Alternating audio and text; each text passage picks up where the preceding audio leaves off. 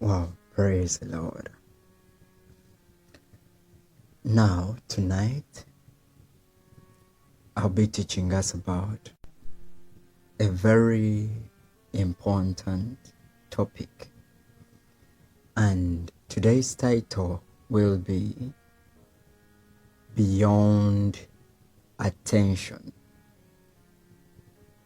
And it will be explaining the power of true influence. Now, as we begin, I want you to attach this teaching to what I call preparation, purpose, and influence. Understand? So I want us to view this teaching through the lens of, first of all, preparation, second of it all, purpose, and thirdly, influence. Understand? Now, I want us to notice that every big thing begins small, but that does not mean that it ends as a small thing. Every big tree begins as a seed. You understand? And every significant life that has an impact on generations passes through a season of what I call obscurity. Understand? Now, obscurity is a time when no one knows your name. It is a time when no one cheers for your effort. It is a moment when no platform amplifies your voice, when no one reshares or reposts your videos, when no one is constantly following you. You understand? Now, every great person on the face of the earth, or any influential figure that you know on the face of the earth, has gone through such a moment. You understand? When no one knew them, no one celebrated their effort, no one was there to follow them up. You understand? However, this moment in life is not an accident. It is not a sudden happening. It is not failure. You understand? I want you to know that this moment in life, it is one of the fundamental experiences of humanity, especially for those destined for great influence. Now, this is a place where character is developed. This is a place whereby calling is clarified. This is a place where capacity is developed without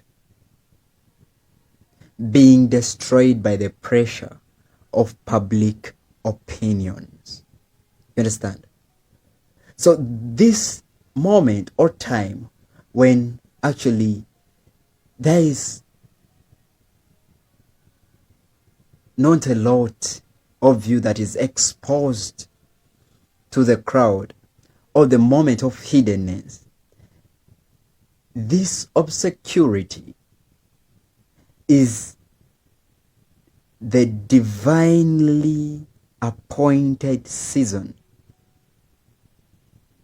whereby you are divinely appointed for a particular period of time of being unknown. You understand? I know we all know about you being appointed for the public. You understand? But before the public appointment comes in, you have to be appointed for the season of obscurity. You have to be appointed for the season of your making. You have to be appointed for the season of the unknown, the season when no one knows you yet. You have to be appointed for a season when no one applauds you yet. You understand? A point when no one cheers you yet. You understand? This is the season of being unseen. This is a season when you are unrecognized. You understand? However, during this season, capacity is developed. This is a season whereby you develop capacity without the manipulation of public applause or commentaries. This is a moment whereby you build capacity without relying on someone's comment. Do you understand? So this season is not merely a failure in status. It is not a failure in being who you were designed to be. No. It is a special hiddenness where what is important in you is being formed in private.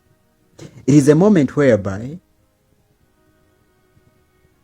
what you are within is being sustained for the public manifestation.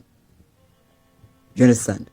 So, in obscurity, in the seasons of being unknown, unseen, unrecognized, uncelebrated and all that, in those moments, you get to understand that these are the fundamental experiences of humanity.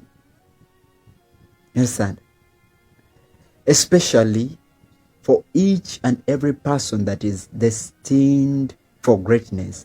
It is the hidden workshop where the foundation is laid for a platform you cannot yet see. Now listen carefully. There is a divine connection between your season of preparation and the platform you will eventually occupy. There is a connection. You understand?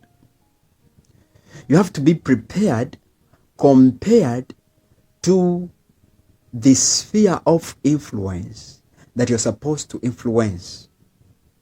You understand? I'll give you an example of a soldier.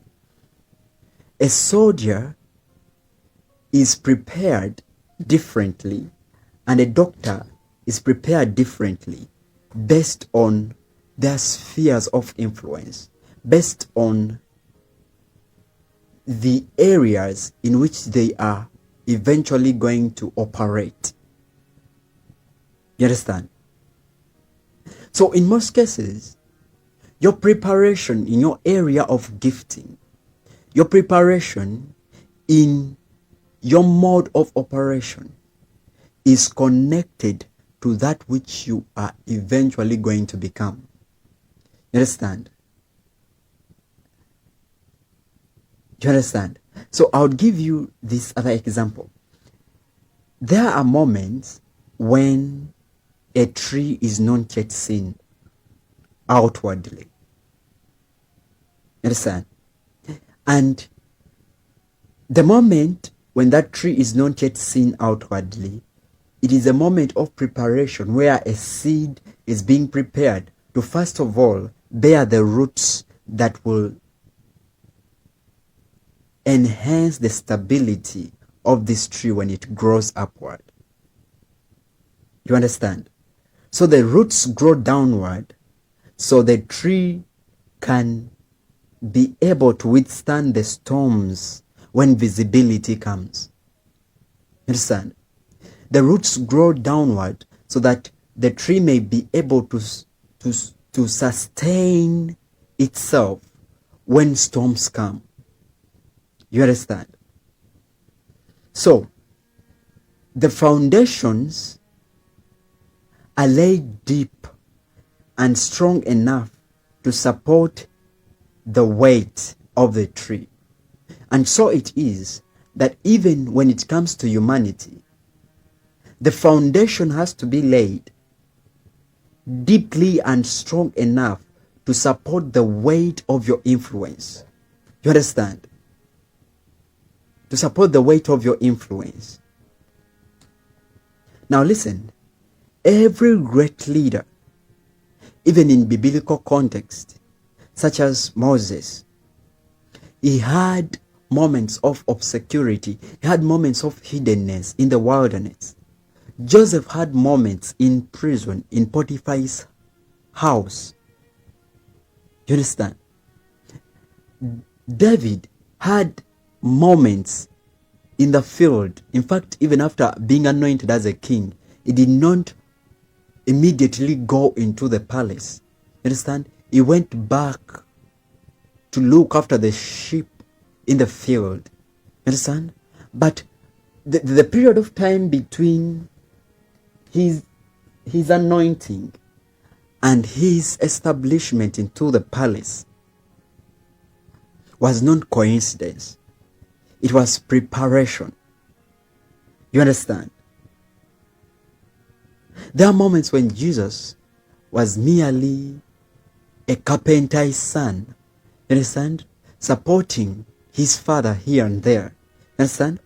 All these moments were a period of time when no one knew this fellow's name, no one cheered their effort, and no platform amplified their voices. They were being prepared for a platform they could not yet see. Understand? Physically being made manifest. But within this period of time, there was a developing of capacity that they needed for the moment of their influence. You understand? Now, I want to speak about something which is the unfamiliar anointing.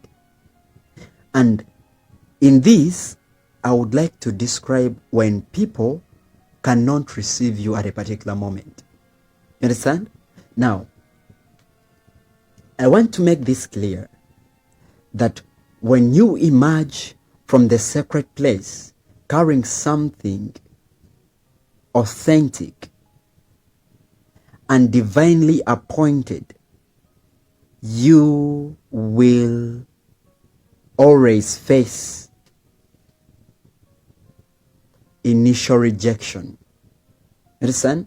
When you're just coming up, you will not first be accepted. You understand? You will not first be accepted. What will happen first is that you will be rejected. You understand? You will be rejected first. And the reason of you being rejected first, it is not because you're wrong. You understand?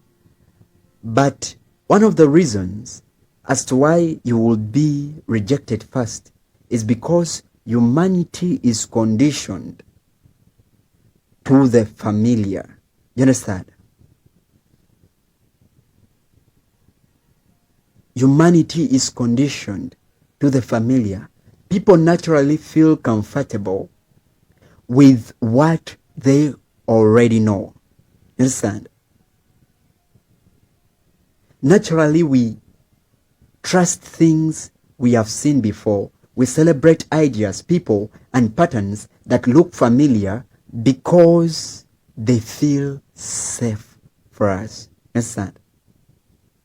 So, when something looks new or different, many people don't know how to respond to it. When you're coming newly in your area of gifting, very many people will not know even how to connect with you. They will not know how to respond to you. They will not know how to follow you. You understand? Because this is a moment whereby a new thing feels uncomfortable, strange, and threatening. You understand? So instead of people celebrating it, or instead of people celebrating you, they may question you, they may ignore you, and they may resist you. This is not because you are wrong. It is not always because something new is wrong. You understand? It is because humans are trained by experience to accept what feels familiar. So it is not your fault. Humanity has to adjust to your frequency. You understand? Now let me explain something important.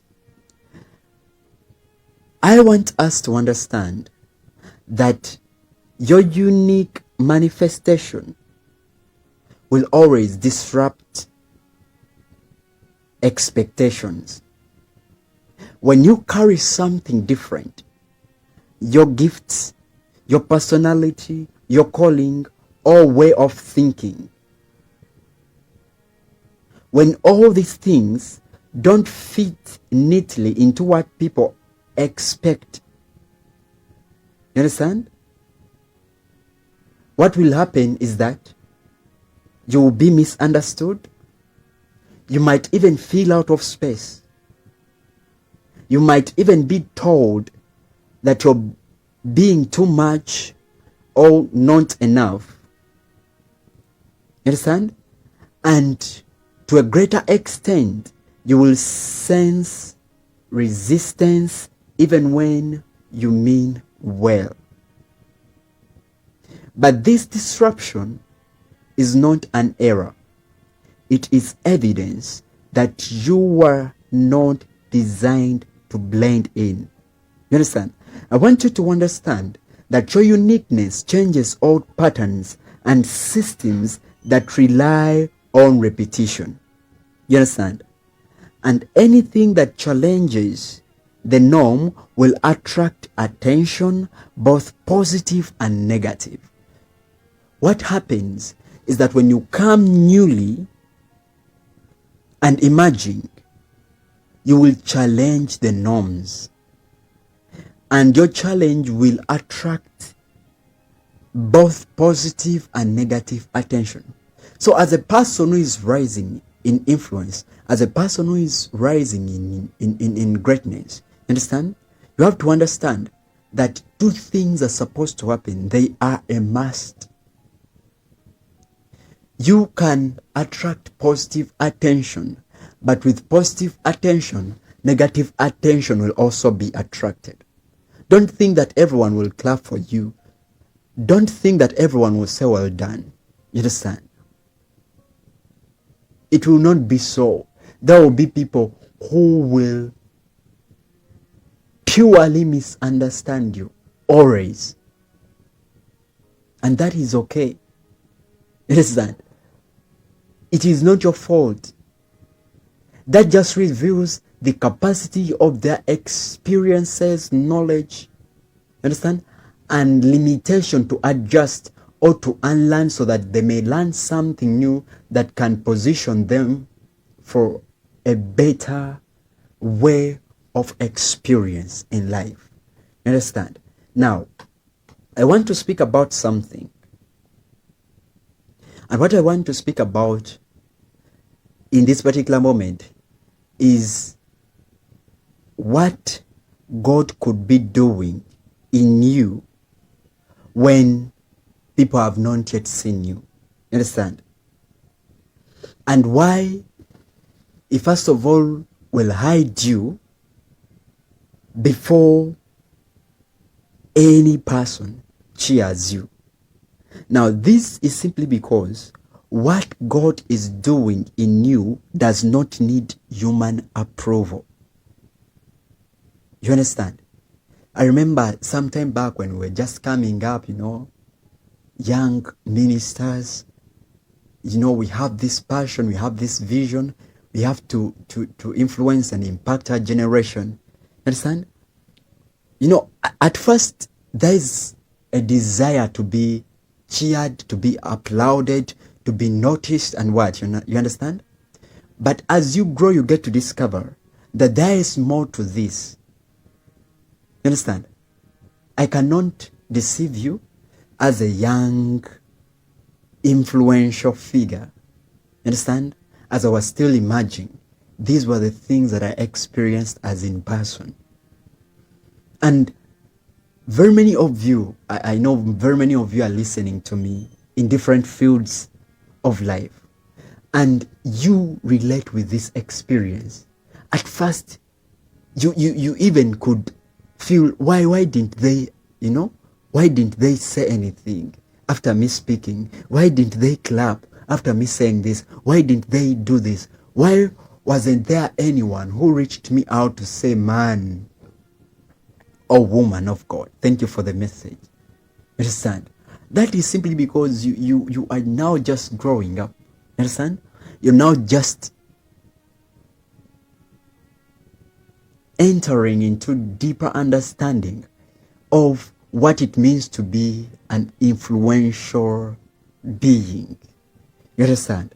So, when I got to understand the fundamentals of influence, I got to notice that when God is building something within you, it does not first begin with the approval of men. It does not begin with the applause of men. Understand? It does not, understand? It does not first begin with the comments and, you being noticed and whatsoever. Understand? These things are useless if you have not developed capacity to bring about transformations in the hearts of men. Understand? Or I could say transformation in the hearts of men that are listening to you. And as we go into details, I'll be telling you the difference between affluence and influence, because very many people confuse the two. You understand? Very many people think that affluence is influence. They think that being viewed is creating impact. Yet that is not true. You understand? Impact comes from influence, not affluence. It comes from what happens after people have listened to you, not just what happens when people see you. Do you understand? What happens to people when they have heard your voice, not just what your voice sounds like when they listen to it. You understand? So, as I continue, I want you to know that God does not wait for people to agree before he begins to work in the inside of you. You understand? He does not need permission from society. You understand? He does not need permission from crowds to begin a magnificent thing within you. Many people in history were misunderstood before they were recognized. You understand? They were doubted before they were trusted. They were rejected before they were accepted. They were hidden before they were revealed. You understand? So what does this reveal to you? This shows us that if God placed something in you, it is right even if no one celebrates it yet. You understand? So, human approval can be delayed, but I want you to know that divine purpose is never cancelled simply because people have not yet clapped for you, simply because people have not yet come to you and acknowledged that which you are contributing to the world. You understand? Now, let me explain something very profound. Preservation, you being preserved, happens in what we call obscurity. It happens in the moment when you are not yet known. Now let me explain this very well. Being unseen or unknown at the beginning can feel painful, understand? But it can also be protective. You understand? In obscurity or hiddenness, when you're just beginning, when the Lord is just preparing you, you grow without pressure, You understand? You mature without distraction, and you develop depth, not just an appearance. You understand?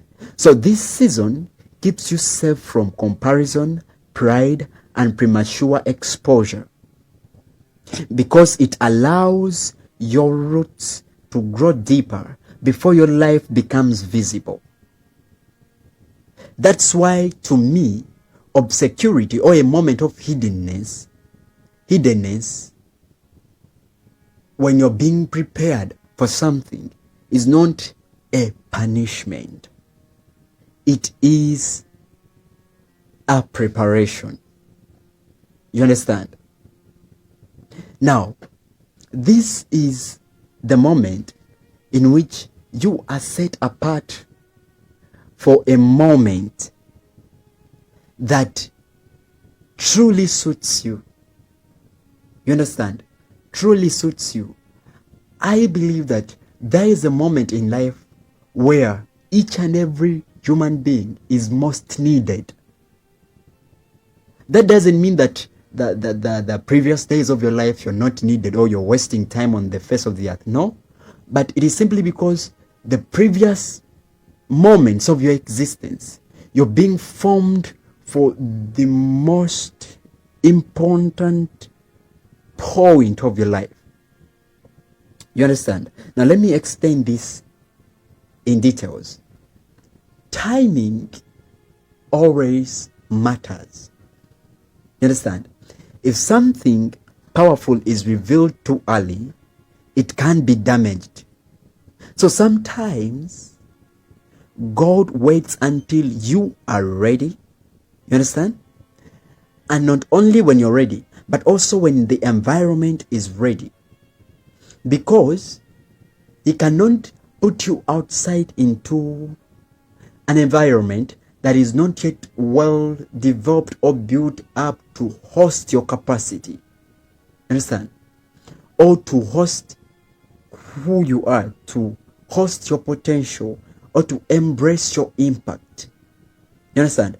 So what He does is that as He prepares you, He prepares the environment for you as well that you're supposed to suit into. You understand? And He also prepares the moment. So there are three things that are very important as far as timing is concerned. You understand? As far as timing is concerned, your readiness matters, the readiness of the environment matters, and the readiness of the moment matters. So you have to be ready, the environment has to be ready, and the moment has to be right for your manifestation. You understand? So being set apart in moments of hiddenness or obscurity is not as a result of being forgotten, but it is as a result of being reserved for something greater. You understand?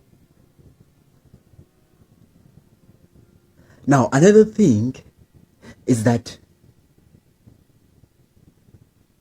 unfamiliarity, especially in us as people, and those of you who are listening to me who are just beginning to walk into your area of gifting, into your potential, unleashing your potential, releasing your potential, becoming what you were born to be.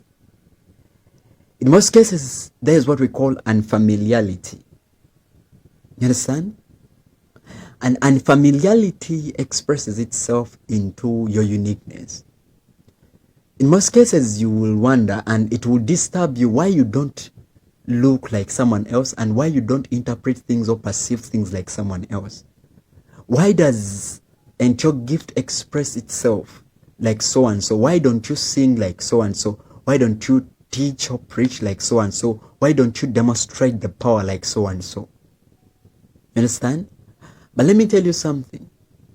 Even though this thing can bother you at a particular moment when you are just getting started, you have to notice that unfamiliarity often signals authenticity. It reveals truthfulness. This is what proves that you are not a copy. You are being the original self that you were designed to be. Understand? Listen, when people resist what they don't understand, it is often because it is new, not because it is wrong. Understand? When you're getting started, people will resist you because you look or you seem unfamiliar. You understand? But they do so simply because they don't understand the new kind of manifestation. You understand? So their lack of understanding, remember, when I'm speaking about understanding in this context, I'm speaking about interpretation. You understand? So they cannot easily receive you at a particular moment because they cannot easily interpret the new format that is being expressed through your personality. It is new. They have not heard someone speak like you. You understand? So they need time to process. They need time, you understand, to interpret the expression of your gift.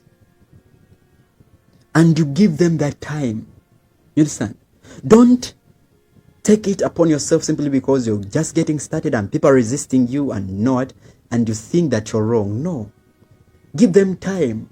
They are newly processing your voice. They are newly processing your impact. You understand? So give them that time. And I want you to understand that true originality usually causes confusion before acceptance. You understand? There are people who will first be confused because for all along they've been hearing certain things a certain way, and they are hearing you coming with the clarity that is beyond what they are being familiar with. So before they really accept you, they will get confused. You understand? You might even seem to be younger than the older people that they have been listening to. You understand? And they can't comprehend how it tends to be that you, a young fellow, you're speaking with such a wisdom that seems to be, you understand, of a certain weight compared to the wisdom or compared to the words that they have heard from different individuals that perhaps might be older than you. You understand? Now let me tell you something about life. You understand? Life is not rewarding quantity. It is not rewarding how long you've spent on the face of the earth. Life rewards quality. If you've spent a long period on the face, you've spent a long period of time on the face of the earth, but when you're always distracted, you're always wasting time, that will be the quality of your life. Yes, you might be 100 years, but those will be 100 years of distraction. Those will be 100 years of wastefulness. So you will be older, but an older distracted fellow. Yes, and yet there might be a young fellow. He seems to be young, but because of exposure, you understand, and because of focus, he has been able to attune himself to clarity in life that gives him the audacity to impact at a young age, you understand, to speak things that were 100 years of experience, even if it's just a Gen Z. You understand? Even if it's just 20 years old, even if it's just 30 years old, even if it's just, a youth. You understand? So life does not reward quantity. It rewards quality. It rewards quality. You get, yeah? So, if everyone instantly understands and agrees with you, it may just be a copy, you understand, of something that already exists. You understand? In most cases, when you're just rising and you are significant, I'm not just speaking about rising from nowhere, you understand? I'm speaking about rising from preparedness. I'm not speaking about you rising because you have been copying so and so, so now you have to implicate what you've been copying. No, I'm speaking about rising from the originality of self. Understand? This is where I'm explaining this, that if everyone instantly understands you, you understand, and agrees with you, that means you're just a copy of something that they have been familiar with. In most cases, when you're just getting started, not very many individuals will agree with you because they need time to process your manifestation. They need time to sink into the reality of the truths that you've come to display in your generation. You get the context? So, at resistance, you have to understand that that resistance is a sign that what you carry is real and unique. You understand? Now, I want also to bring this to your notice, that you are not a replica. You understand? You are an original. You understand? You are not a photocopy. Copies are easily recognized. That's why people who are making no effort on cultivating their unique abilities, they can easily be accepted anywhere at any time because they're just living as photocopies of those ones who have been always existing. You understand?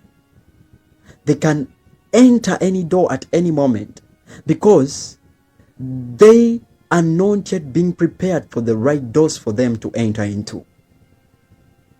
You understand? But originals are harder to understand. People who are used to copies will always struggle to appreciate originality because originality requires them to think differently. You understand? It requires them to think differently. You understand? That's why at times it is hard for some people to receive you at the very first moment they have met you. You understand? Why? Because first of all, if you're coming in your original format, first of all, you're going to challenge their way of thinking. You understand? And that challenge of their way of thinking is to call them up either. You understand? To bring them into a certain place of deeper understanding that requires them to think differently. You understand? That's why originals challenge history, because they create new paths instead of following old ones. And in these incidences, you get to discover that originality often looks strange until it becomes necessary. You will be strange until when you become necessary. Understand? When the right moment, the right time, and the right place, the right environments are unfolded for you. Now listen, not everyone is your audience, because this also is very important for you to understand. You understand? This truth will change your life forever. You are not meant for everyone. Don't deceive yourself. Understand? Listen, many people feel the pressure to be liked. They feel the pressure to be understood. They feel the pressure to be accepted. Understand? By everyone. But that pressure is unnecessary and harmful. Trying to reach everyone often causes you to weaken who you really are. You will have to deformulate yourself. You will have to, you understand? You will have to change your true self to please everyone. That's why you find people who, when this fellow is with so and so, is a different fellow. When he's with so and so, is a different fellow. Why?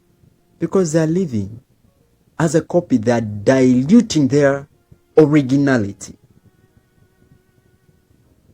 But what I want you to understand this night is that everyone carries the grace meant for their specific congregational recipients.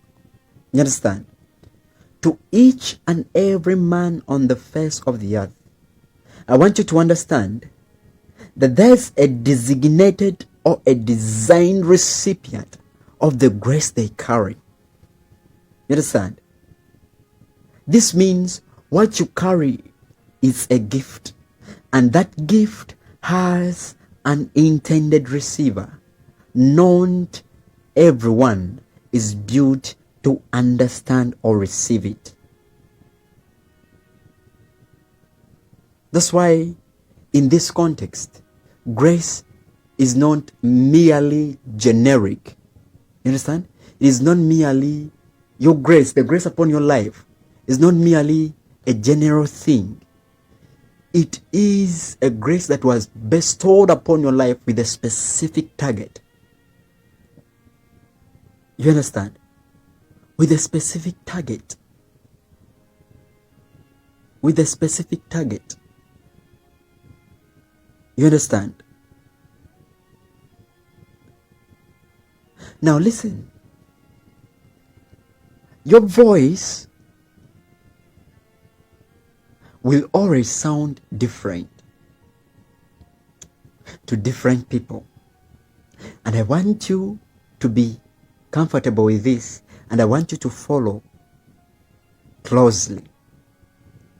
Don't think that your voice sounds the same to all people. No. You understand?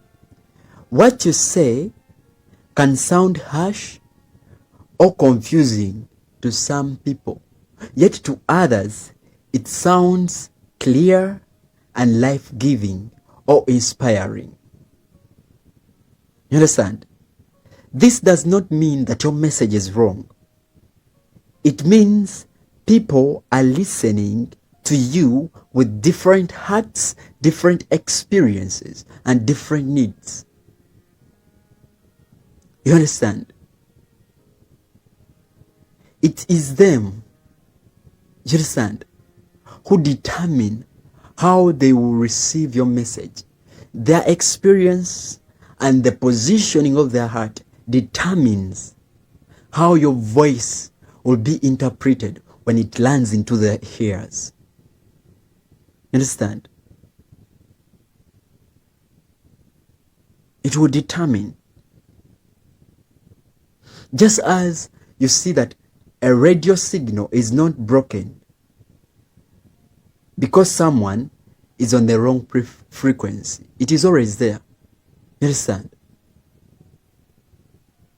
It is someone's responsibility to attune to the frequency. You understand? To attune to the right frequency. So if you have the right message, you understand? And someone is not receiving it correctly, it is their responsibility to attune to your right frequency. You understand? Now, another thing I want you to understand is that your calling is not to convince everyone. You know, in most cases, we assume that you're supposed to convince everyone, everyone has to get you right, everyone. You understand? But listen carefully.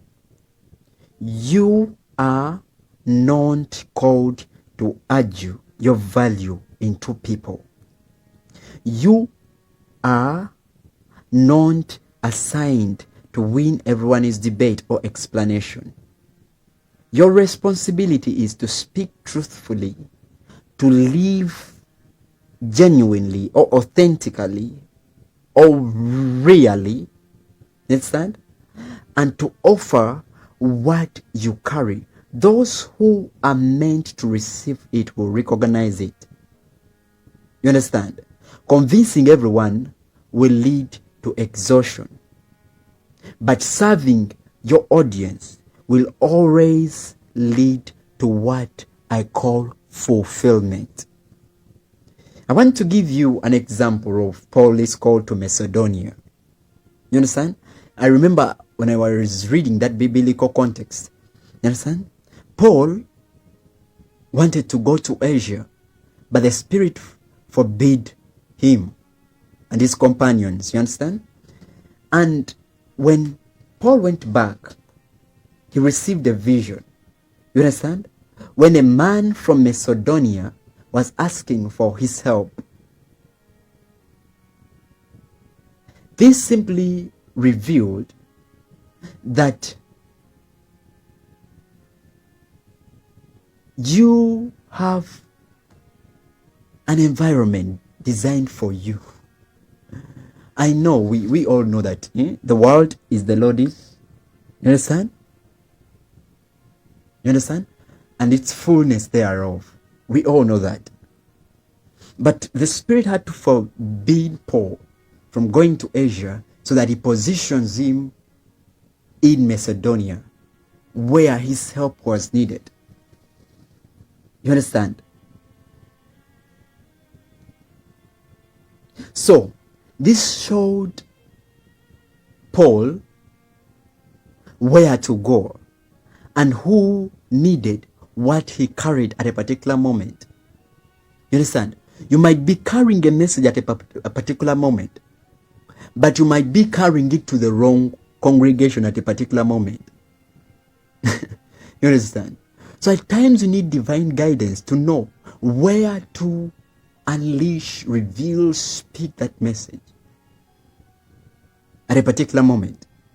That's why Paul did not go everywhere at once, because he had to follow divine guidance.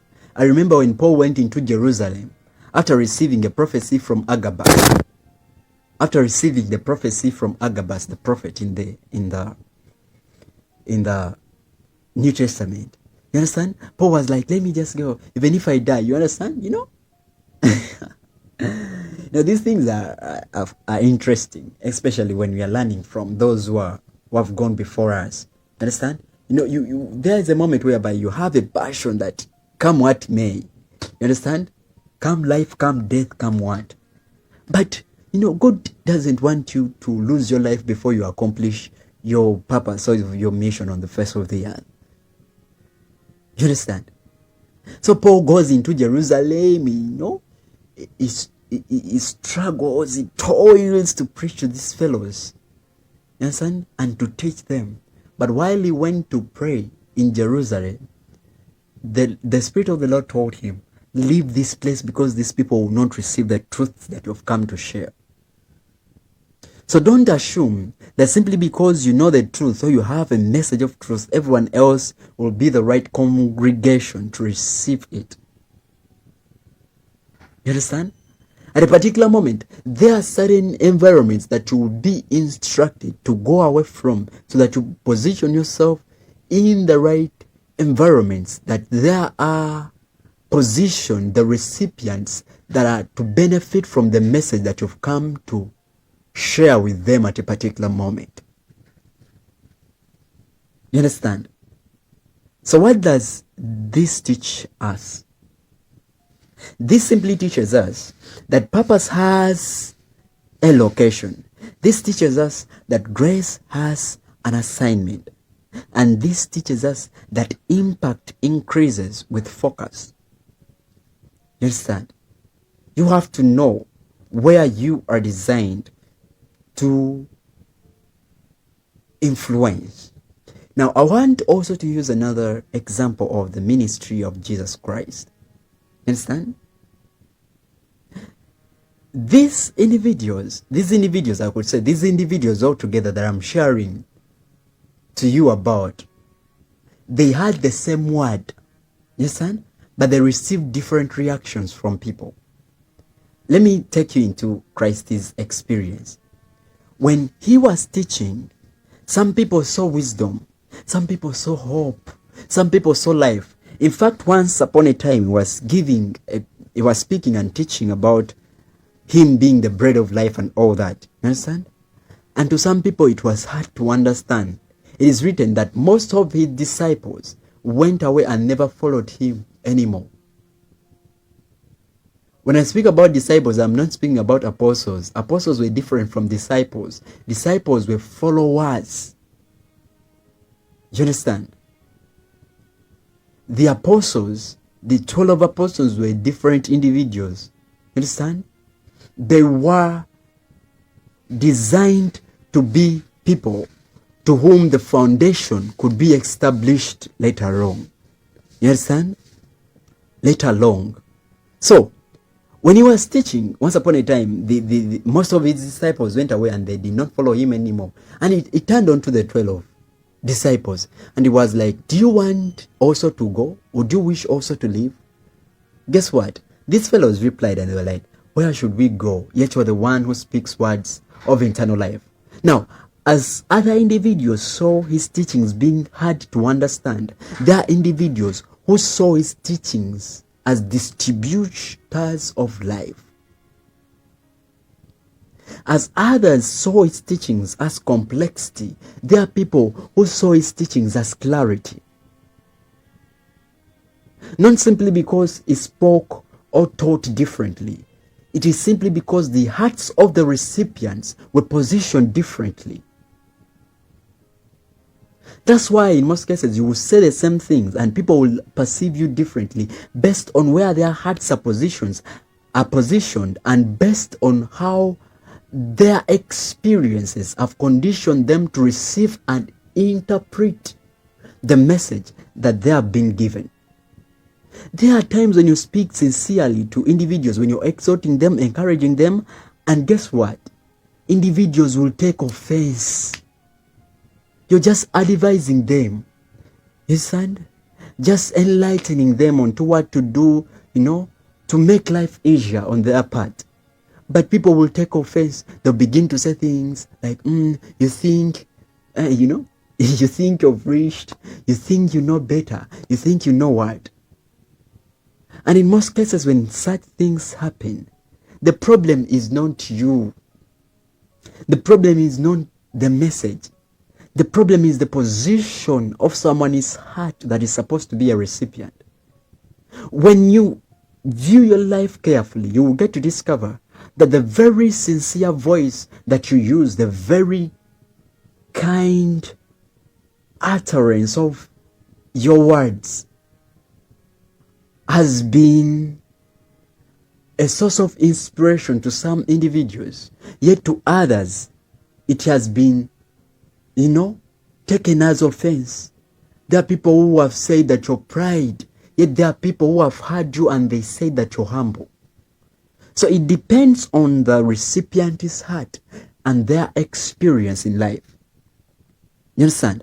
That's why as Christ spoke, some people had wisdom, yet others had offense. They had blasphemy. They had a threat. The problem was not with this message. Understand? The problem was with the position of people's hearts at a moment. You understand? So the message always will not change if you carry a special message for your generation. It will not change. You understand? But the hearts of the listeners will always do. You understand? People have different hearts. You understand? They have different experiences. So those different experiences determine how they receive your message. You understand? So I want to make it clear to you that if Christ himself was misunderstood and rejected when even he shared the sincere message that he had to share at a particular moment, just know that even you will be quoted wrong. Critics will come up, will get, we have on social media, for us who are influencing globally, we know these things because we take time. You understand? We take time to learn, to adjust, and we take time to discern. We do not, I don't just accept that so and so is bad simply because they have posted a certain clip from the words that he was saying. Right now we have people on social media who they are committed to spoiling other people's names. They are committed to making others do not understand what they did not understand. In other words, they are trying to reinforce or enhance misunderstanding rather than understanding. So it will cut a clip in someone's message and put it before you, and it tells you, listen to this. Listen to what this fellow said. Do you see how people are not easy? Do you see how people are after their own things? Do you see how people are, you understand? But what is putting before you is just a clip from someone's sentence. It is just a clip from someone's teaching. You understand? Very many people have been misunderstood from just clips that were shared by bloggers on internet. Someone went and had to cut a small clip and told you, this is why we say that pastors are fake. This is why. Oh my. This is why we say that don't trust men. This is why we say that don't trust women. Leave that nonsense. Outgrow these things. You understand? Some of these things can only be convincing to young people. I actually find it difficult when I find people who are mature falling into these traps. They began to hate someone simply because someone else also that they do not know came out saying that this person is not good. And he came out quoting some scriptures out of context or saying some things that don't add up. You understand? To make sure that they hate someone. You get? Let me tell you, you have to style up. You have to know how to make personal decisions. You understand? Now, listen. Your unique expression will always resonate with some people and will always confuse others. You understand? Your way of speaking, your creativity, your way of leading, or your service will deeply connect with certain individuals. Yet others will not always get you. And that is normal. Trying to make everyone understand you will cause you to water down your message. It will cause you to lose your significance in your voice, and it will make you abandon your true assignment. You understand? So, depth always will limit audience. But that is not by coincidence. It is by design. You understand? This is not failure. This is not because you're failing. You understand? It is design. Rejection does not mean your gift has no value. It just means that it is specific. I want you I want to give you an example of a key and a padlock. You understand? I want you to notice that a key that doesn't open every door or every padlock is not useless. You understand? That simply means that that key is specific. It simply means that that key is specific. It simply means that that key has a particular padlock that is supposed to open. So it is not useless simply because it did not open someone else's door. That simply means that it is specific to your door. So don't try to force your key into other people's doors. Use your key to open your door. You understand? You understand? Use your key simply to open your door. Use your life only to communicate to the people who were designed to receive you. Don't force yourself to people who are committed to misunderstanding you. You understand? Because success is not being heard by everyone. No. Success is being heard by the right people. You understand? That's why you should offer your gift without apology.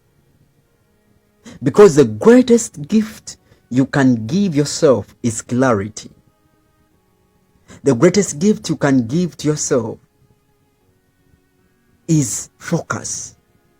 You have to know what you carry. You have to know why you carry it. You have to know who it is for. You understand? Then you have to give it freely. Therefore, do not apologize for being clear to some and confusing to others. You understand? To the hungry, what you offer is bread. You understand? But to the uninterested, it is stone to be rejected. That means they're not going to feed on your message. You understand? So the difference on how people receive your message, either something to take in or something to reject, it is not your responsibility. It is their responsibility to tune to your frequency. You understand?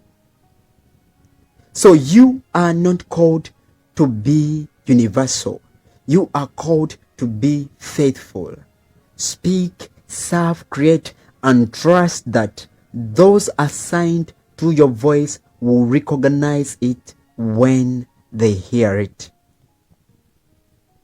I want you to know that nothing doers are always attacking those who are shining in the areas of their gifting. You understand? You understand? They are always attacking and criticizing those who are shining.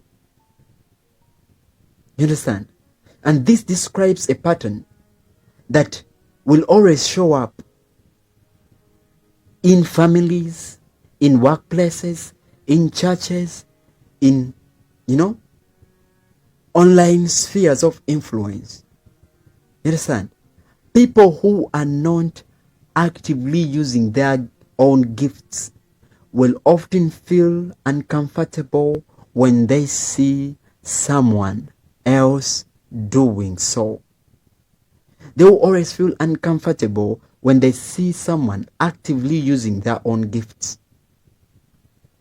So instead of being inspired, they will feel offended. They will feel exposed. You understand? Because your shining reminds them of what they are avoiding.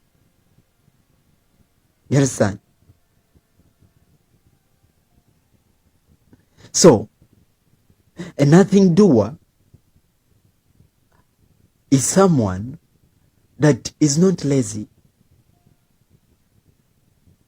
This reveals that a nothing doer is often someone, yes, son, who knows their potential, but they are not using it. Yes, son? It is someone who feels stuck and afraid to step up or to step out. It is always someone who has buried their gift due to fear, comparison, and disappointment.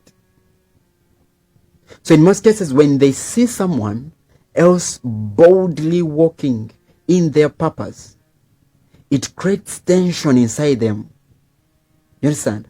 Rather than facing the tension, in most cases you get to discover that they release it through criticism. Therefore, criticizing others then becomes their way of protecting their comfort. You understand? Why? Simply because criticism is easier than commitment. Doing nothing costs nothing. It costs less than trying to become something or to express that which you are. You understand? So, instead of risking to grow, to become visible, and to become accountable, those people who criticize, they choose to just be people who stay for commentary. There are always people who are always just commenting on negative things on people. You understand? Because they are nothing doers themselves. So why could they, or why should they celebrate someone who is doing something? You understand? So it takes no courage for someone to criticize you. But it takes courage for you to create. So if you're creating something, just know that those who are criticizing you are simply doing nothing. That's why they have time to criticize you. You understand?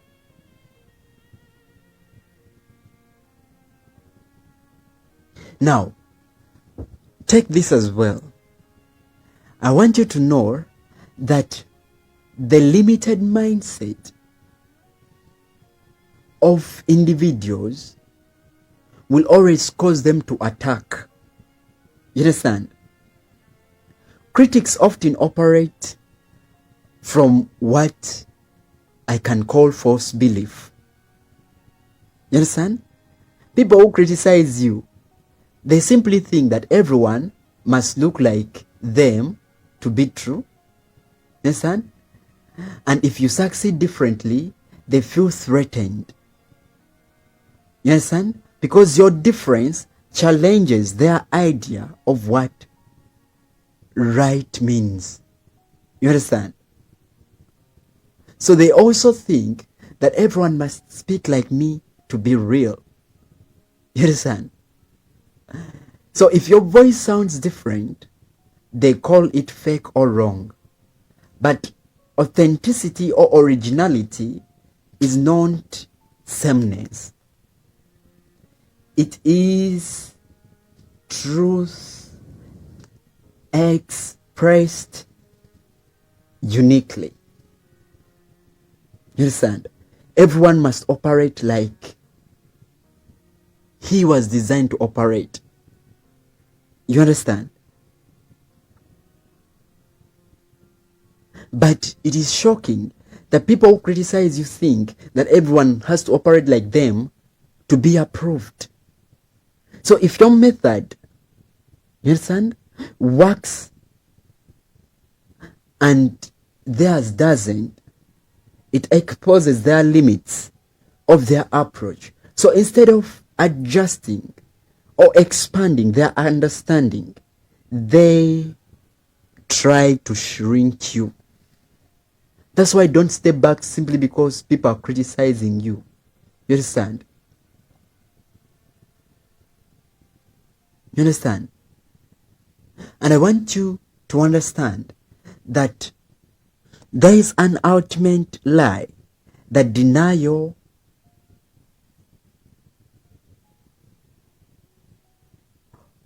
is not being true. You understand? That when you're being denied, when people deny you, when people reject you, you're not being true. You understand? No. Now listen, the biggest lie behind criticism is the belief that there is only one correct way to exist. But I want you to know that creation itself proves that mindset being wrong. Why? Because there are different personalities, there are different gifts, there are different callings, there are different expressions. You understand? So if diversity was a mistake, God would have corrected it. He wouldn't have made things different. You understand? He would have made us only human beings on the face of the earth. He wouldn't have created trees. He wouldn't have created animals and whatsoever. You understand? But this shows us that difference or diversity is by design. It is design. You being different is design. That is simply how you were designed to be. You understand? That is how you were designed to influence. You understand? Now, I want to use a puzzle analogy to help us understand that everyone has a place. You understand? I want you to understand that we are like pieces of a puzzle. Each piece has a unique shape, fits in a specific place, contributes to the whole picture.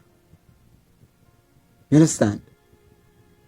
A corner piece of a puzzle cannot complain that it is not shaped like a centerpiece of the puzzle. Like a piece that the piece that you're putting onto the corner shouldn't complain that you're not putting it in the center. Why? Because your design determines your placement. If you're designed to influence people in only your nation, influence them only in your nation. If you're designed to influence people globally, don't settle for merely people in your nation. That will be a disgrace to the grace, the ability, and the potential that is within you. You understand? It will be a disgrace. I tell you. You understand? So, I want you to understand that when you misplace pieces, for example, pieces of the puzzle, you understand? The image will be incomplete. You understand? Don't expect to influence by misplacing yourself. Just operate as you were designed to operate. You understand? Because when you operate as you were designed to operate, you're not competing. You will not compete. You will not feel the desire to compete. You understand? You will only feel the desire to cooperate with others to bring about the bigger picture. You understand? Now, I want to explain why actually shining attracts. You understand? Why shining attracts attacks. Listen, when you are walking in your gift, you expose stagnation, you challenge comfort, and you remind others of what is possible. So some will celebrate you and others will criticize you. Not because you are wrong, but because your light reveals what they have avoided. So do not shrink to make others comfortable. Do not argue with those who confuse themselves and refuse to build. Instead, you have to stay focused on your assignment. Let your work speak. Keep shining. Your responsibility is not to dim your light. Your responsibility is to stay faithful to your purpose. We have to understand that there is room for everyone's influence. The world is too big to be utilized by one person. No single person is meant to reach everyone, fix everything, or influence the entire world. You understand? That expectation is unrealistic and exhausting.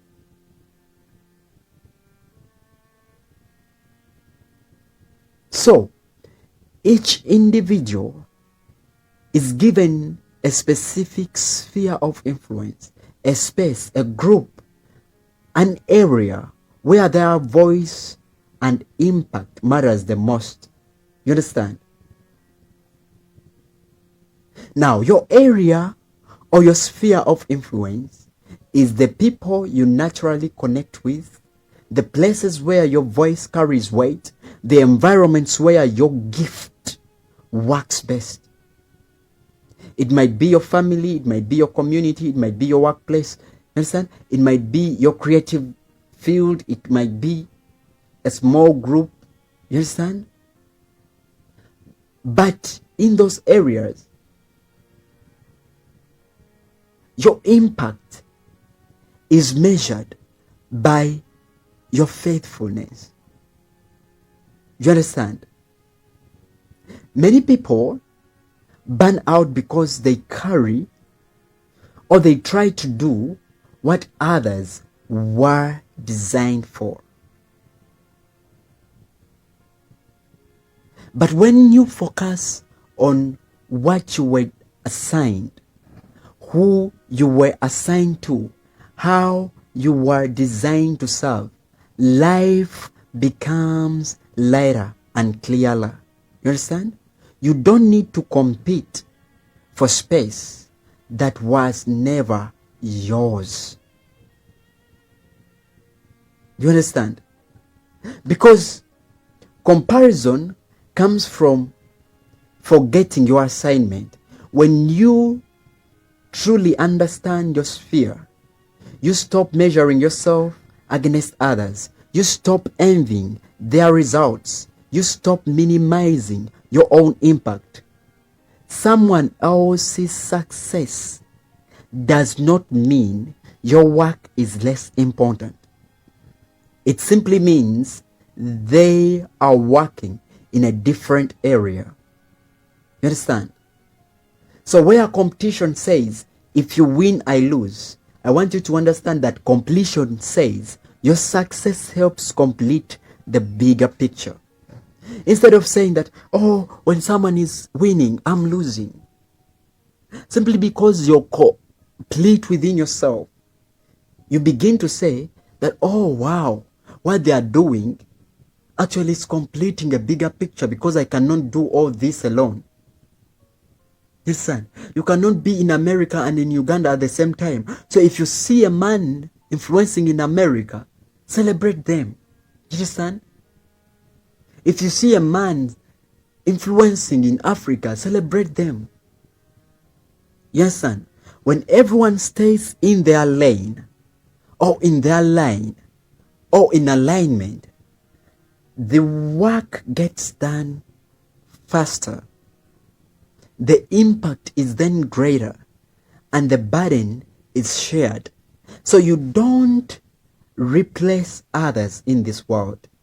You complete what they might not do because they are already doing something that they are supposed to do. So that's why it is important for you to focus on your part. You understand? Celebrate what happens with others. You understand? And celebration happens when you realize that there is enough space, there is enough purpose, there is enough impact to go around. So when others shine, it does not expose your lack. It reveals possibility. Therefore, celebrating others frees you from jealousy and insecurity. You understand? Now, let me speak about something else in here. Criticism often comes from confusion. You understand? It always comes from trying to do what someone else is already doing. But collaboration happens when each person honors their role, differences, you understand, and strengths. Understanding that what one person lacks, another supplies. So together, then we become stronger. You understand? Therefore, someone else's shining does not dim your light. Because light works differently. You understand? It multiplies, it spreads, it grows brightly together. You understand?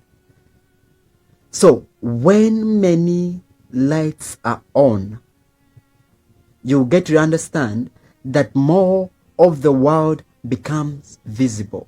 When we have very many people on the face of the earth who are lighting, who are expressing our light, then the world receives visibility. You understand? They receive visibility. People then begin to see that which they couldn't see before. You understand? Now listen to something else in here. Influence is not affluence. And this is what I would like to explain in details. Understand? Many people think that affluence is the same as influence. In today's world, you understand? Many people believe that being seen means being important. But visibility and influence are not the same. You understand? This confusion has grown because of social media, where attention is easy to measure, but impact is not easy to measure.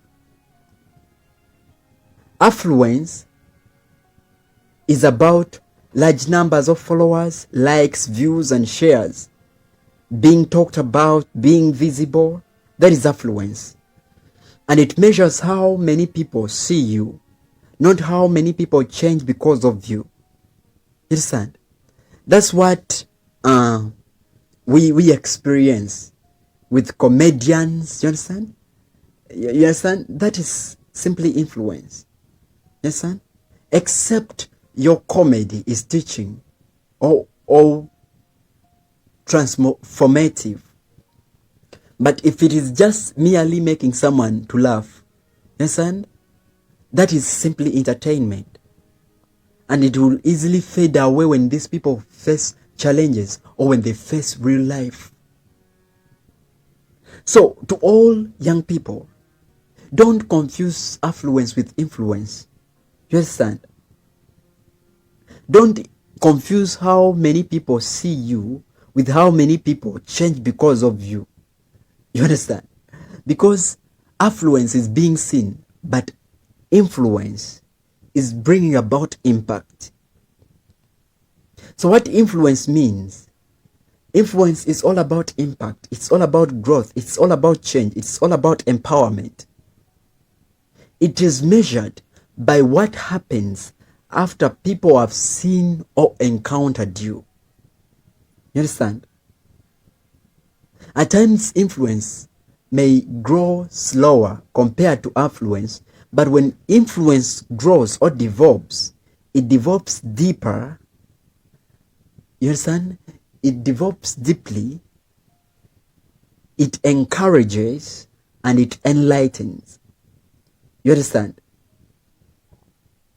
A viral moment may grab attention easily. It may make people laugh at a moment. It may, quickly inspire reactions. You understand? People may feel something quick. You understand? But attention is not transformation. Simply because people have attention on you, it doesn't mean that they're transformed because of you. You understand? That's why affluence is different from influence. Simply because people are always around you doesn't mean that they are changing because of you. If you're just a person of affluence, if just your appearance is the most important thing than your potential, your gift, your personality, that means people will stay around you, but they will not be transformed around you. You understand? Making someone to laugh for 15 minutes does not change their direction. It does not shape their decisions. It does not improve their future. I'm not meaning that we should not make people to laugh. Understand? But it becomes kind of disruptive when you only live for people's approval or people's convenience. Entertainment is not wrong, but we should separate it from influence because they are not the same. You should know people who merely entertain you, and you should know people who influence you. You understand? So true influence has depth and it has purpose attached to it. You understand? It positions people for better futures. It helps people make wiser choices, see new possibilities, and move forward. It transforms perspective and mindsets. It changes how people think, not just how they feel. It empowers others to become who they were designed to be. It builds also their confidence, and it builds courage and clarity in others. It also leaves a lasting legacy beyond trends. Long after the trends fades, the impact will always remain if you're a person of influence. You understand? So as affluence, as being seen, or as appearances depend on algorithms and trends and popular tastes, understand? When those change, when attention disappears, influence does not depend on trends because it is not the same as affluence. Influence lives in people, not just platforms. People will continuously carry that which you spoke that changed their lives forever. You understand? A dance challenge may make someone famous. You understand? But substance will make a person influential. Fame asks always, how many saw me? But influence will always ask, who became better because of me? So affluence might be louder and immediate, but influence is intentional and long-lasting. You understand? So, as I conclude, I want you to know that it is better for you to be a person of influence than being a person of affluence.